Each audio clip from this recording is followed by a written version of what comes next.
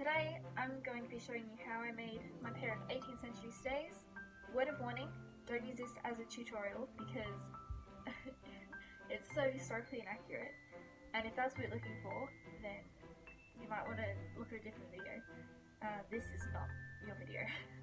But if you do want to see how I made these, then keep watching.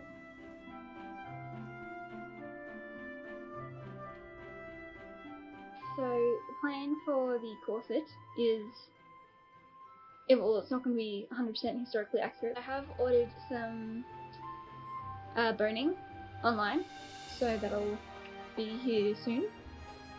But for the moment, I'm going to try and cut out a few corset patterns and trial them and see how they look on the what's it called?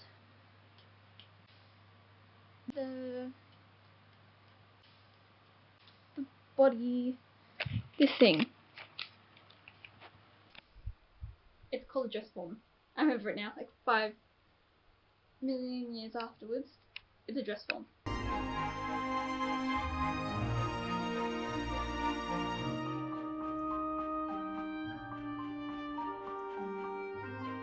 This is the corset pattern so far. So I'm going to cut that out and then I'll show you what we've got in a second. I am going to pin this to some linen to make a first mock-up. I'll make it one continuous piece just for the mock-up and see how it fits, and I'm going to do 2 of these later on where it'll be how it's going to be.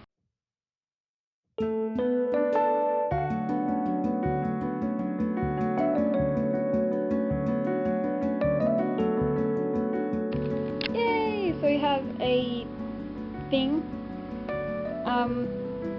which I'm about to try on, and we'll see how it looks. Yes, that is upside down. And now you can watch me struggle to figure out why it isn't working.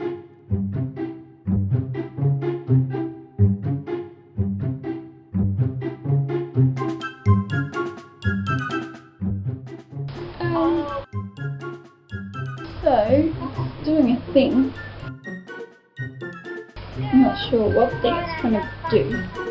Yeah, so I don't know what it's trying to do, but it's not doing what I want it to. So, I'm going to put it on the thing. I've forgotten its name again. It's a dress form. Dress form. And see if I can figure out what's going on with it. So when I drew the pattern, it showed it looking like this, and this is the top and that's the bottom, but I'm confused because shouldn't that be the top? So I'm going to put it on this way and see if it works.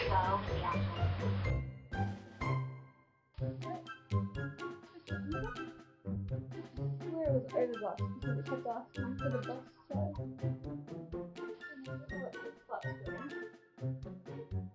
So when I have it flat like that, if I pull back the top taut, then it looks like these bits down here should be where the boobs go, and this should be the waist. These are definitely the front, not the back. I don't know what this bit's supposed to be. I'm gonna try this again. Like that. Is that better? This seems like it should fit this way. I think what I'm going to do is draw a line in the big flap at the back to make it mostly even with the rest of it.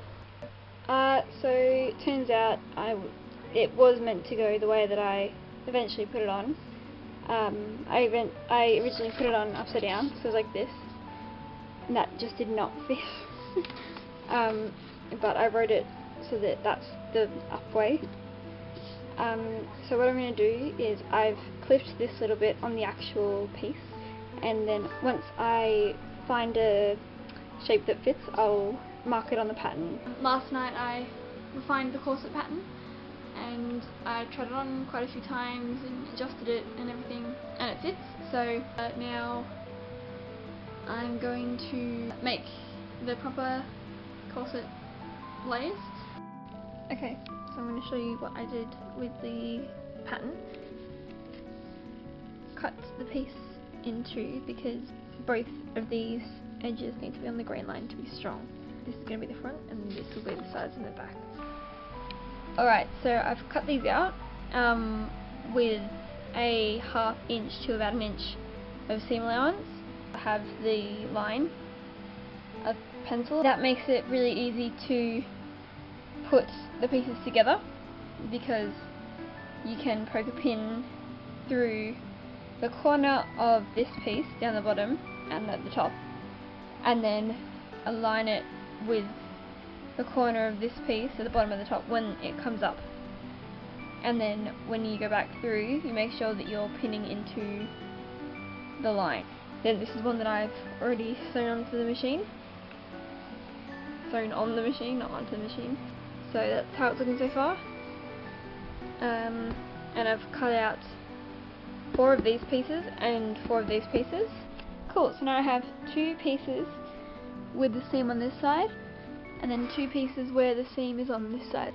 And I'm doing this so that when I put the pieces together, I put one of this piece and one of this piece, and it means I don't have to do any felling or whatever because there's not going to be much resistance on the inside because the open frayable seams will be within the layers.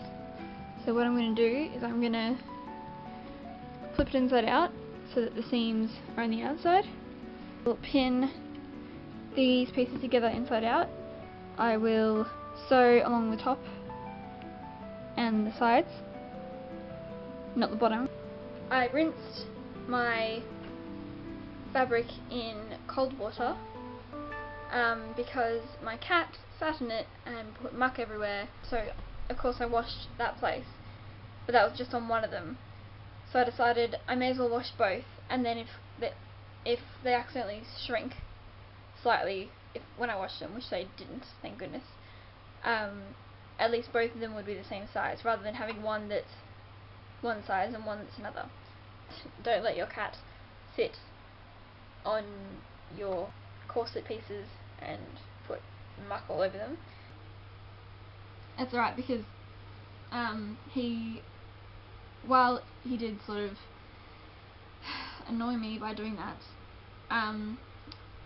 it helped me notice that I was doing it the wrong way, and luckily I didn't get far because he destroyed it, but I then realised that I should be doing this on the inside of the piece when it's flipped over, because if I sewed it like this I wouldn't be able to flip it right side out. I put the end of this into the first part at the back as close as I could so that it would fit, and I marked a line where the seam will be, and then I got a Sharpie just to mark that. My dad helped me. He used that to cut it off. It took so long. He used so much pressure. It was like straining. So this is going to take a really long time. But I'm just going to put this one as one layer before I put the eyelet holes. For now, what I'm going to do is measure these out, mark lines on the inside of the pieces when they're flipped over right side out. I'm going to mark them all with Sharpie, and hopefully I'll be able to cut them, and then later I'll sand all the edges down. So this is a lot harder than I thought it was going to be. So this was cut by my dad. He just did it once. I had already marked the length that I wanted it to be, and then he cut it there. It took him a while. He really struggled to cut this. And yeah, I thought that I'd be able to give it a shot and do fairly well. I marked this piece to the right length, and I have so far managed to take the plastic off the place that I marked, but I put all my force into it, and so this is one of those like waist training things. So what I did was I took the like clippy section, this bit out of it, which is like, I don't know, the bra clip or whatever, I'm going to use this instead of a basket. I've got this part of the piece attached.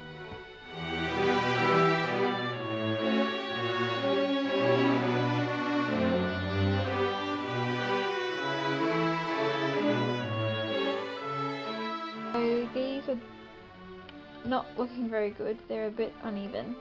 The shape's slowly coming together. I haven't put any of the boning in yet, but we're going to do that now. So what I've done is I've put one channel of stitching of boning in here. This is just to help support the eyelets, so I'm going to put in some eyelets here. So far this piece is in, this piece is in, this is the outside piece. On the inside I've got space marked out, so I'm about to put in the eyelets. Because I'm running out of this really quickly, I've only got probably about a metre left out of the 2 metres that I got. I'm also going to use some string in stays, and there are many references with just string. There are many references with reed, so this will also provide a bit more structure where needed when I run out of the boning. All I've done is mark out along the side where each eyelet is going to go, so I'll have 8 eyelets on either side altogether, and that will be important because I want to have the bunny rabbit ears. If you don't know what that is, it's a form of lacing where you can lace up yourself, because the lacing comes out from the middle and you can pull that to tighten it without needing someone else to pull and, you know, fiddle and everything, which, to be fair, wasn't invented until like 18. Hi, so editing Marie here. Just a few points. One, spiral lacing was used up until the Victorian era, so I know that spiral lacing was used in the time that I'm trying to recreate, but as I said before, I'm not being very historically accurate in this video. I'm not very historically accurate in many of my videos anyway, but just so you know, I do know that it is important just to say I'm making this for comfort, but to still sort of fit the silhouette with the conical shape. So I can do it up myself with the bunny ears lacing, but I also have the conical waist shape of the era that I'm looking for. Another thing to indicate when spiral lacing sort of went out of fashion, metal eyelets or metal grommets were invented in 1828, and then the front clasping metal busk was introduced in 1848. This sort of gives us a rough timeline where there was a transitional period between spiral lacing being really common and bunny ears lacing being the more common and more preferred method. Anyways, back to your regularly scheduled programming. Good morning. Today I'm going to be putting in the eyelets and then putting in more boning and cording. This is the first time that I've done the eyelets, so I'm going to watch a few YouTube videos. I'll do a practice one and then we'll do the real things.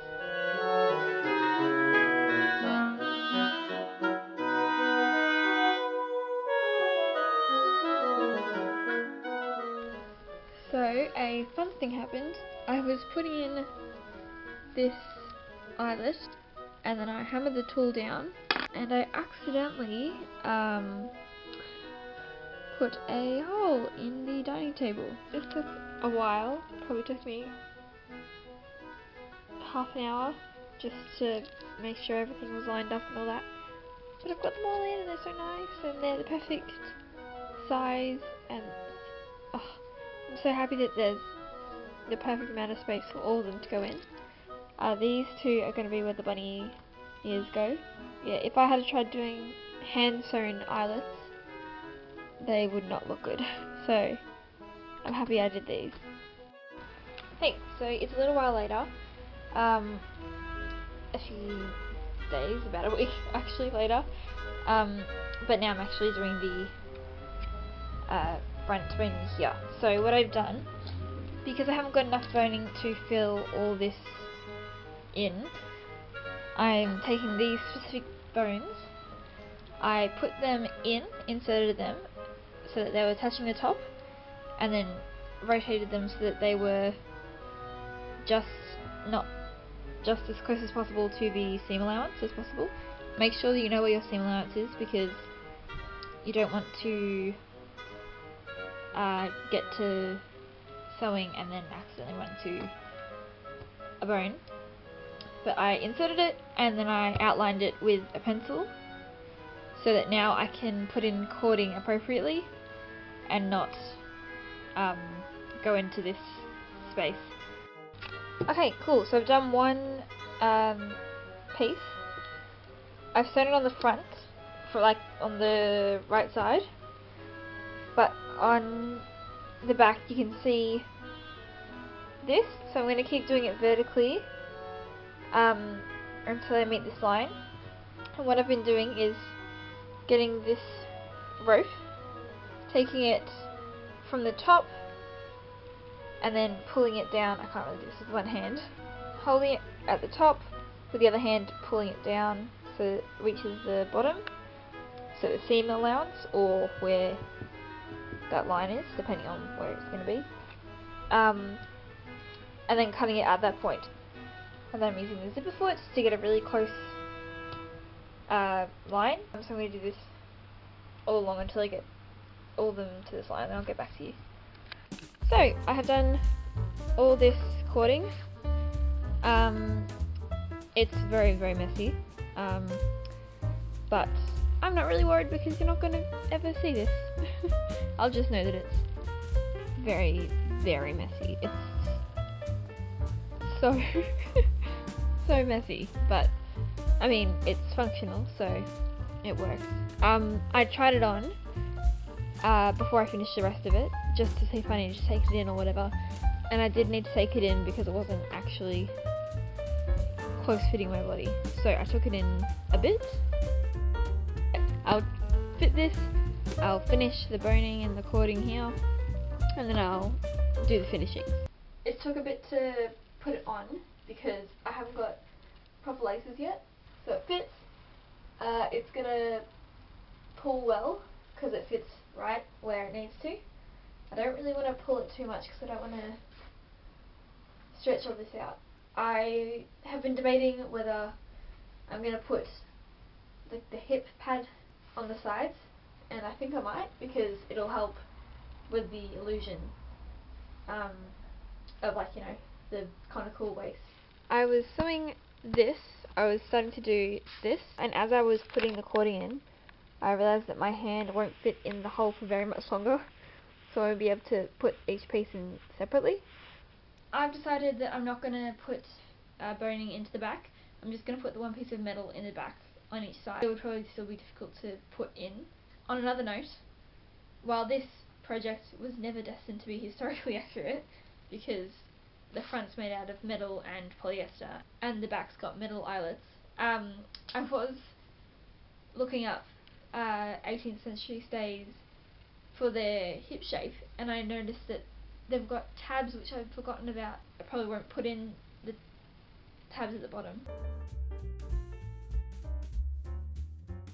So finally, the practical element of creating the stays is over. Now I'm just going to have to stitch along the bottom, which will be nice and easy. Then I'll trim the frayed seam allowance, then put some binding over it, but we'll see how we go. As you might remember, I had the markings for the shape on the inside to help me figure out where my boning should end, but now these are going to be really helpful in showing where I need to sew to keep the boning and everything in place. Because all my boning is placed just underneath that line, I'll be able to sew really close to the bones to make sure they don't move. The big risk with this is that I don't want to catch the needle on a piece of metal and break it.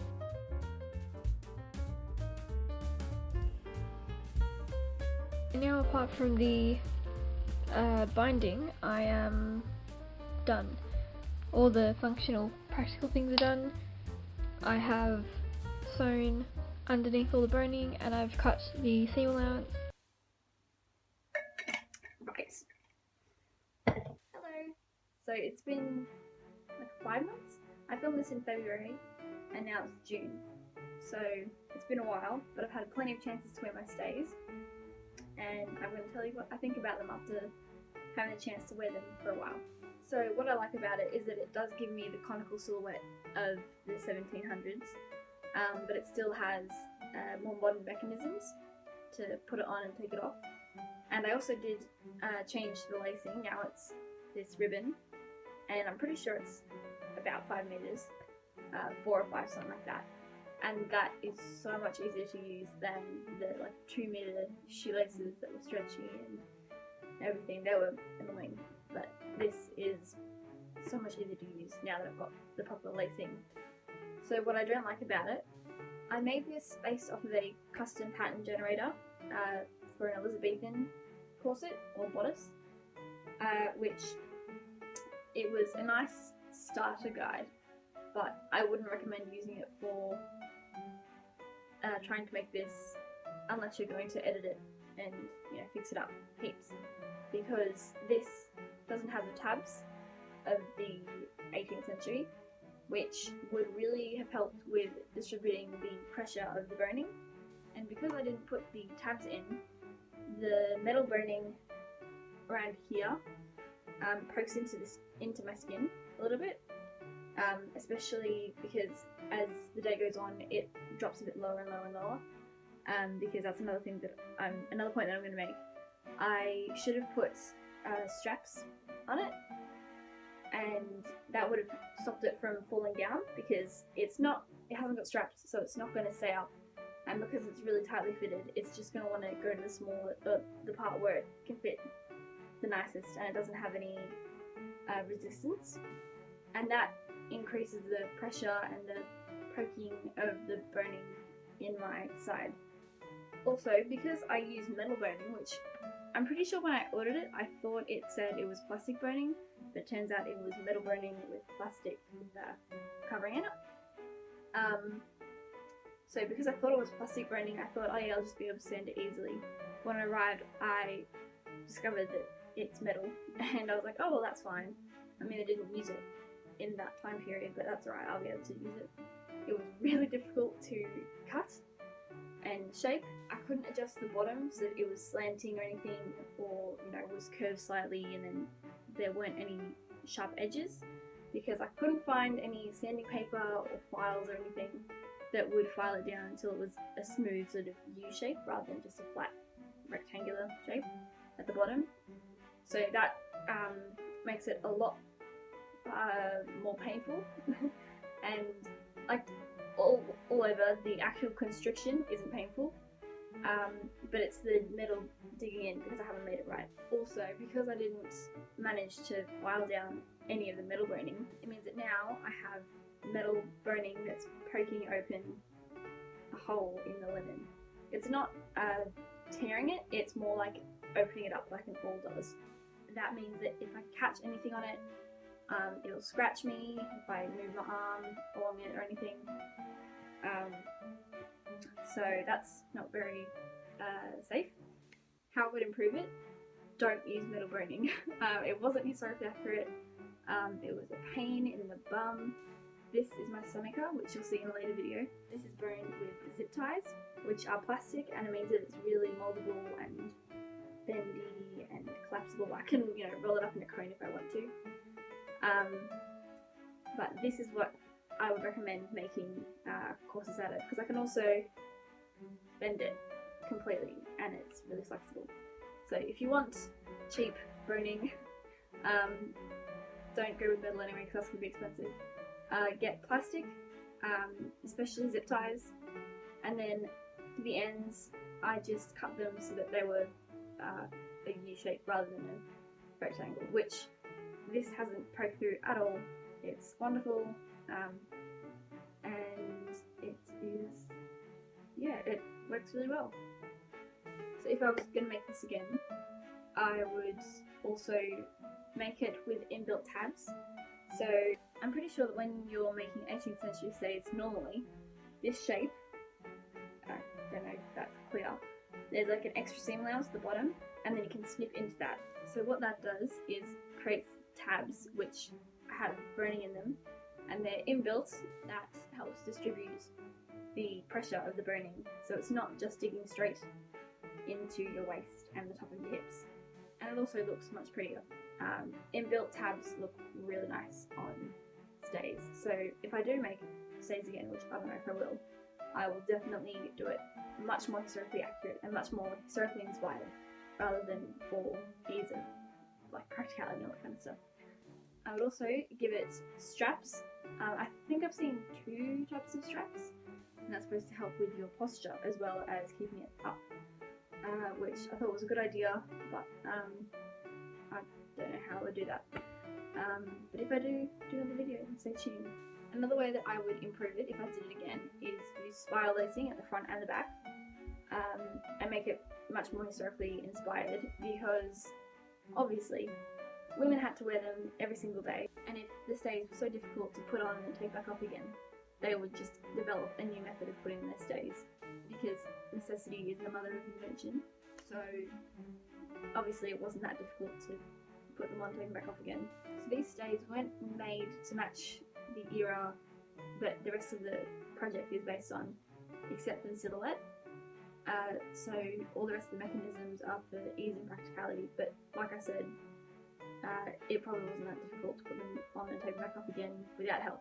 And I just make it match the rest of my project, because the rest of my project, which you haven't seen yet, stay tuned, the rest of it is much more historically inspired. I've done a bit more research for the rest of it. This I obviously didn't do intense research for, and I didn't plan on making it historically accurate anyway. To improve it, I would also use a different colour, because this is very ugly. The black and white looks very mock-up like, and it does not go well with the cream laces. So I would make them have a pattern or be cream with a different contrasting colour. I didn't design this this colour scheme before I made it. I just sort of went for it without planning ahead. So I would definitely plan ahead. I would make a proper design, I'd use a proper design plan and make it look pretty and be functional and be historically accurate. Anyway, that's all I have today. If you like that, then please subscribe and like the video if you did. Bye! If you like the video, then please... Oh my goodness, the spider has big scared everyone.